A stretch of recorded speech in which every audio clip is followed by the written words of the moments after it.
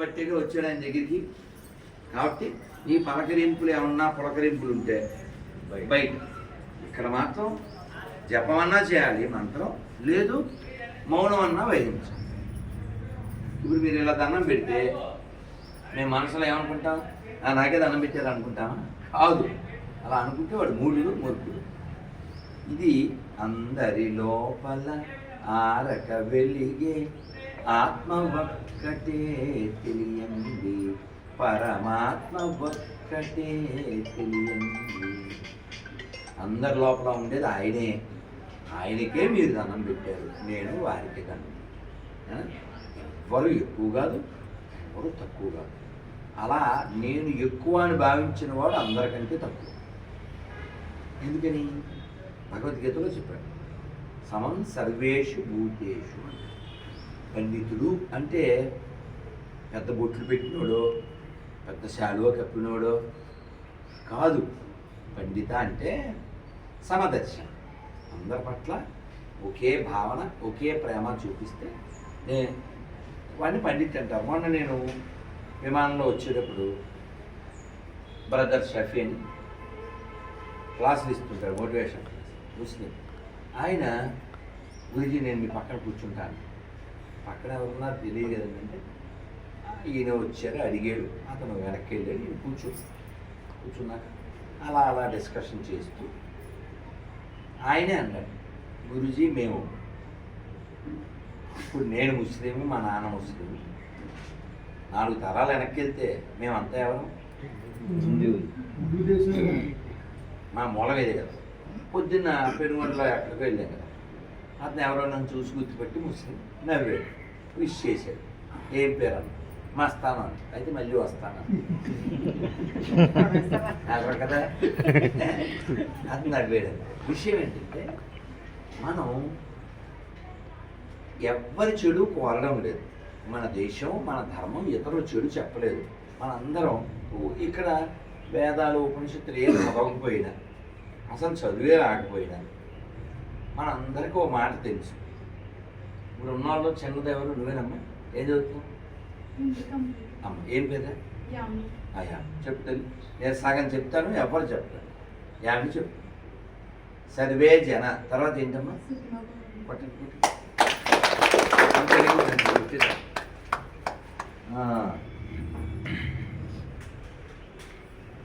వెంకటల్లి ఇలా తీసుకోవాలి ఎప్పుడైనా. Very good. సో దీని అర్థం ఏంటి? యామ్ని పెద్ద ప్రశ్న అంటారు. మళ్ళీ మళ్ళీ చూసారా, చిన్నపిల్లే కదండి, వేదాలు ఉపనిషత్తులు ఏం తెలియదు కదండి. మరి ఎలా చెప్పిందండి?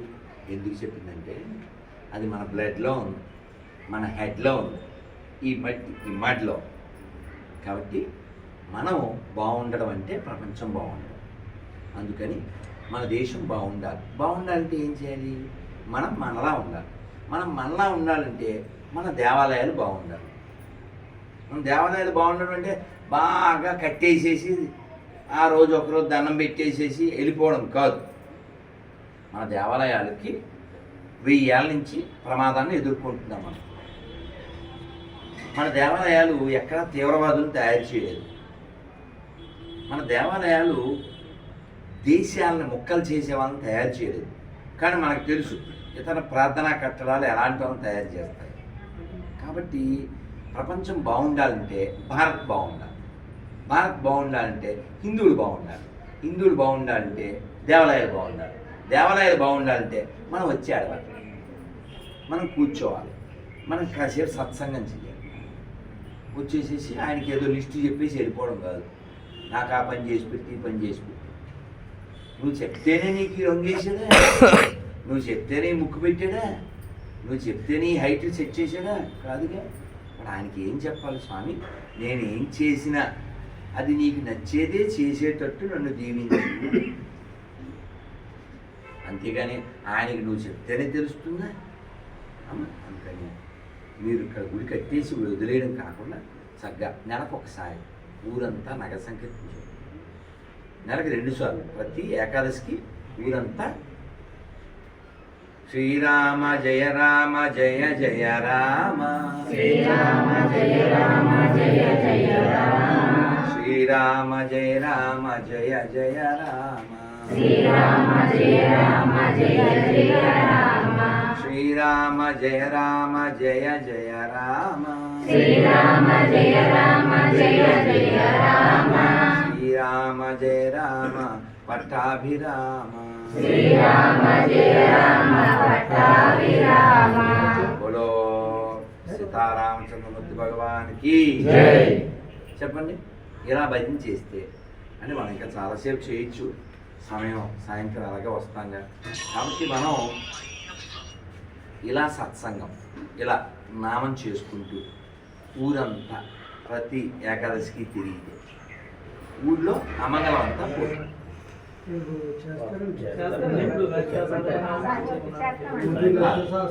ఎప్పుడైనా గుర్తుపెట్టుకోండి. చూడండి, తెలియక మనం కజ్జి మనకి తెలియక ఏవేవో చేసేస్తున్నాం. మన పెద్దవాళ్ళు మనకి నన్ను మాట్లాడకూడదు. ఫోన్ రావడం తప్పు కాదు, ఇక్కడ టోన్ వినిపించడం తప్పు. మనం పెద్దలు ఇచ్చిన దాన్ని డీవియేట్ అంటారు కదా. అందరూ మన పూర్వీకుల మార్గంలో నడిచేవారి ప్రపంచం అంతా. ఇందాకే చాగంటి గారి మహాభారతం వింటూ నేను రెడీ అయ్యాను. వారు చెప్తున్నారు, ధర్మరాజుని స్వయంగా కృష్ణ భగవానుడే కిరీటం పెట్టి ఈ భూమండలానికి అంతటికీ చక్రవర్తిగా పట్టాభిషేకం చేశారు. మరి ధర్మరాజు తర్వాత పరీక్షిత్తే. తర్వాత పరీక్షిత్ కొడుకు ఎవరు? జనమేజయుడు. ఆయన ఈ భూమండలం మొత్తానికి ఆఖరి చక్రవర్తి. తర్వాత ఎక్కడికక్కడ కొత్త కొత్త మతాలు పుట్టి కొత్త కొత్త దేశాలు పుట్టి. అందుకే చూడండి, ప్రపంచంలో మనం ఎక్కడికి వెళ్ళినా మనకు సంబంధించిన ఆనవాళ్ళే దొరుకుతాయి. ఓ శివలింగం అయినా, ఓ విష్ణుమూర్తి అయినా, ఓ గణపతి అయినా. ఎందువల్ల? ఈ ప్రపంచం అంతా మనదే కాబట్టి. మనం అది మర్చిపోయి మన దేశాన్ని కూడా కోల్పోయే స్థితికి వస్తున్నాం. ఆర్టికల్ 370 రద్దయిందా? అప్పుడు నేను నాతో ఉన్న నలుగురితో ఈ గీత పాడించాను. మీరు కొంచెం పాడండి. మాదేనోయ్ హిందుస్థాన్, మాదేనోయ్ హిందుస్థాన్, మాదే మాదే మాదేనో, మాదేనోయ్ హిందుస్థాన్, మాదే మాదే మాదేనో. అది చెప్పి ఇంకా ఆ తర్వాత చరణాల్లో చాలా ఉంటుంది. గణ గణ గణ గణ గంట రావం గణ గజ్జనగా వినిపిస్తాం, రెప రెప రెప రెప రిక్కల దాకక విజయ పతాక నెగరేస్తాం, నింగిదాకు శృంగాల కొరకు దేశ గౌరవం నినదిస్తాం, మాదేనోయ్ హిందుస్థాన్, మాదే మాదే మాదేనో. కాబట్టి చాలా బాగుంటుంది ఆ గీతలో. చలువల వీడు కొండల రేడు హిమవంతుండు మావాడే, గలగల పారే దివ్య సువాహిని గంగమ్మే మాయమ్మే గంగామాయి. అంటే మనం ఈ భూమి ఎంత గొప్పదో ఆ ఫీల్ అవ్వాలి. అలా ఫీల్ ఎవడవడో ఆడల్లా మతం మారుతాడు. వాడికి ఈ గంగా నది గొప్పది కాదు, వాడికి మట్టి గొప్పది కాదు, వాడికి ఎవడ పుట్టినోడో తెలియనోడు గొప్పడవుతాడు. వాడికి ఆ దరిద్రం ఎక్కబడుతుంది. ఎందువల్ల? నువ్వేమో అమృతం ఎక్కించలేదు కాబట్టి, నువ్వు అమృతాన్ని పంచిపెట్టలేదు కాబట్టి. కాబట్టి ఈ దేశం పాడైపోవడానికి, ఈ దేశం మొక్కలు చేయడానికి 2 ఎడారి మతాలు చాలా కష్టపడుతున్నారు, చాలా డెడికేషన్. ఎవడైనా అనొచ్చు, ఏం రాధా మనోహర్ దాస్, ఏం మతం మారితే ఏంటి ప్రాబ్లం? మారితే ఏమవుద్ది? పాకిస్తాన్ పుట్టింది, బంగ్లాదేశ్ పుట్టింది, పాత బస్తీలు పుట్టింది. మతం మారిపోతే ఇంకా బయ్య ఉండదు, ఓన్లీ గొయ్య. అందుకని ఎవరిని పడితే వాడిని బయ్య అంటే నీ అయ్యా నీ నోట్లో ఉయ్య అనాలనిపిస్తుంది. అబద్ధం చెప్పకూడదుగా. ఇప్పుడు ఇక్కడ ఉన్న వాళ్ళలో ఇట్లా అబ్బా ఏం పేరు నీ పేరు? ప్రభాస్ కంటే వీడే ఎత్తు కరెక్టేనా? ఎవరినో ఒప్పుకుంటాడు. ఎందుకు ఒప్పుకోరు? మీకు తెలుసు ప్రభాస్ ఎంత హైట్, అవునా? ఎందుకు ఒప్పుకోరు? ఈడు ఒప్పుకోలేదు అనుకో, ప్రభాస్ని తీసుకొచ్చి ఇక్కడ నిలబెట్టేద్దాం, అవునా? అవునా?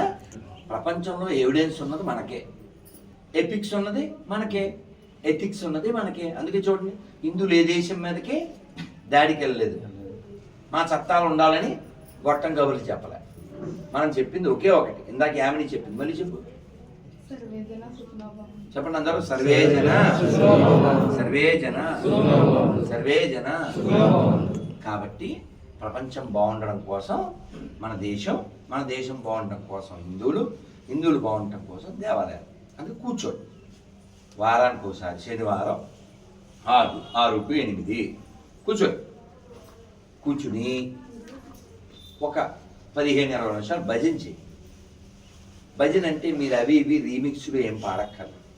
చక్కగా శ్రీరామ జయ రామ జయ జయ రామ, అది పట్టాభిరామ, కోదండరామ, పావననామ, జానకిరామ, ఇలా చాలా ఉన్నాయి. ఇలా రాముడు వారు మంత్రించి తర్వాత హరే కృష్ణ కృష్ణ కృష్ణ హరే హరే,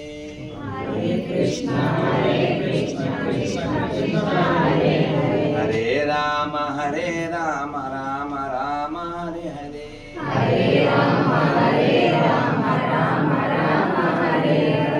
హరే కృష్ణ కృష్ణ కృష్ణ హరే హరే,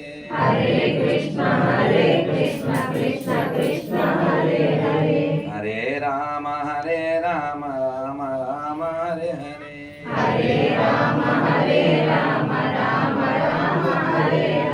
ఎంత బాగుంది చెప్పండి.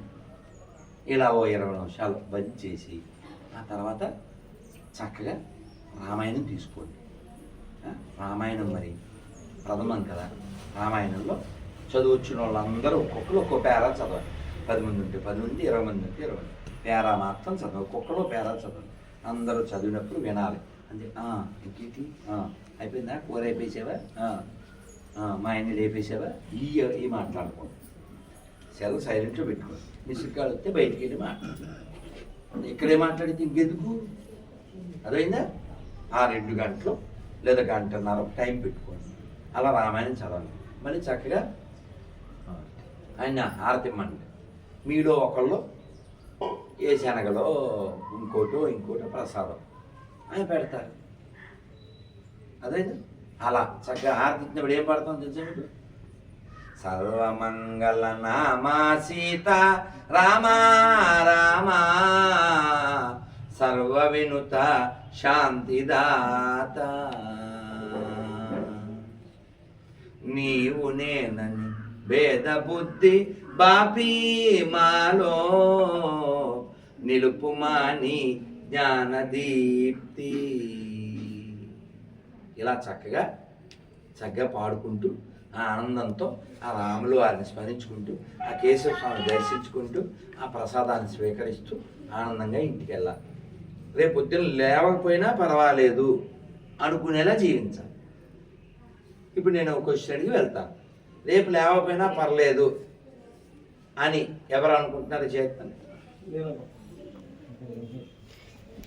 పెద్ద జోక్ చెప్తాను, దించే. ఇప్పుడు వీడు చెయ్యి ఎత్తితే ఏంటి, అత్తపోతే ఏంటి, ఆయన ఎత్తుకెళ్ళిపోవాలనుకుంటారు. నేను అడిగి ఎత్తుకెళ్తాను ఏంటి?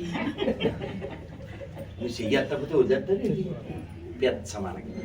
కాబట్టి మనం చెయ్యి ఎత్తలేదంటే మనకి ఈ ప్రపంచంతో బంధం ఉందని అర్థం. నువ్వు చెయ్యి ఎత్తిన ఎత్తపడి ఎత్తిపోతాడుగా. మా అమ్మ అనేది వచ్చే సౌ పీకట్టుకుంటే ఆగుద్ది. ఆగుద్దా? ఆ పోయే పేనం పీకట్టుకుంటే ఆగుద్దా? కాదండి. కాబట్టి మీకేం చెప్తున్నా అంటే మనం ఈ ప్రపంచంలో ఉండాలి, కానీ ప్రపంచం మనలో ఉండకూడదు. ఇప్పుడు ఆడు కుర్చీలు వేసారండి, సాయంత్రం కూర్చుంటారు, వెళ్ళేటప్పుడు నేను కుర్చీ పట్టుకెళ్తానో చేస్తాను. ఎవరైనా అసలు ఆలోచన వద్దండి. ఎందుకు రాదు? అది ఎవరిది? మంద కాదు, తెలుసుగా. మరి అది మంద కాదన్నప్పుడు ఇది మందా? ఇది మనదా? నువ్వు దీన్ని పావేసుకుంటావు. అది మంద కాదు, ఇది మంద కాదు, ఏది మంద కాదు, అంతా ఆయన. అది జ్ఞానం, అది వైరాగ్యం. అందుకని చదవాలి. రామాయణం ఎందుకు చదవమన్నా? రాముడిని వెనక్కి రమ్మని, అసలు వెళ్ళొద్దని దశరథుడు, వెళ్ళిన తర్వాత రమ్మని భరతుడు వశిష్ఠుడు బోవుడు మంది చెప్పారు. రాముడు వచ్చాడండి. ఆ పిల్లలు ఏం చెప్తారు? ఉపవాసం ఉందాం అనుకున్నాను, ఈయన పెద్ద అని చెప్పాడు కదా అని తినేశారు. మళ్ళీ ఈయన తినేస్తారు.